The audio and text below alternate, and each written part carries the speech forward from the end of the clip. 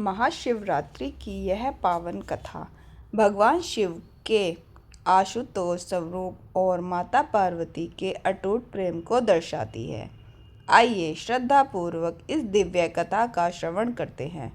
पौराणिक कथाओं के अनुसार सती के रूप में देह त्यागने के बाद माता शक्ति ने हिमालय राज के घर पार्वती के रूप में पुनर्जन्म लिया।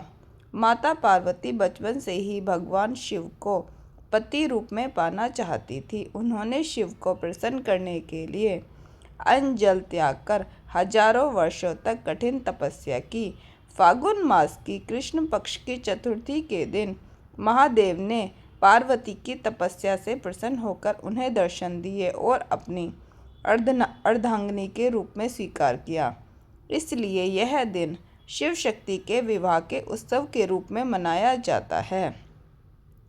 एक अन्य कथा के अनुसार इस दिन भगवान शिव पहली बार ज्योतिर्लिंग के रूप में प्रकट हुए थे।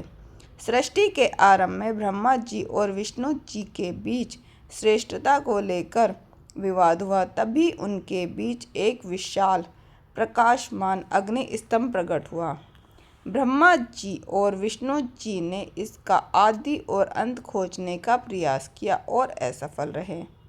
अंततः भगवान शिव उस स्तंभ से प्रकट हुए और उन्होंने स्पष्ट किया कि वे ही इस ब्रह्मांड के रचयिता, पालनकर्ता और संहारक हैं।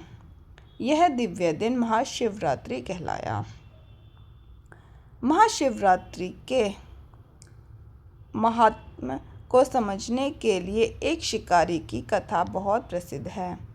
चित्रभानु नाम का एक शिकारी अनजाने में शिवरात्रि के दिन भूखा प्यासा एक बेल के पेड़ पर शिकार की तलाश में बैठा था।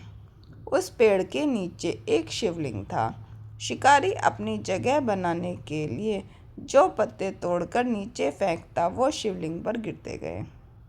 उसने अनजाने में 4 पहर की पूजा की और प्यास के कारण उसका व्रत भी पूर्ण हो गया।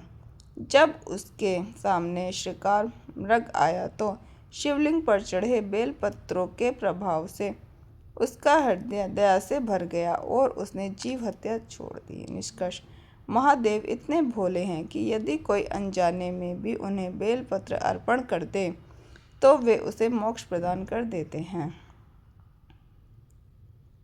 इस रात ब्रह्मांड की ऊर्जा का प्रवाह ऊपर की ओर होता है, जिससे ध्यान लगाने वाले को असीम शक्ति मिलती है। श्रद्धा पूर्वक व्रत रखने से अनजाने में हुए पापों का नाश होता है। कुंवारी कन्याओं को मनचाहा वर मिलता है और गृहस्थ जीवन में सुख शांति बनी रहती है। कथा के पश्चात इस मंत्र का जाप अत्यंत कल्याणकारी है। ओम नमः शिवाय। बोलिए शिव शंकर महादेव की जय।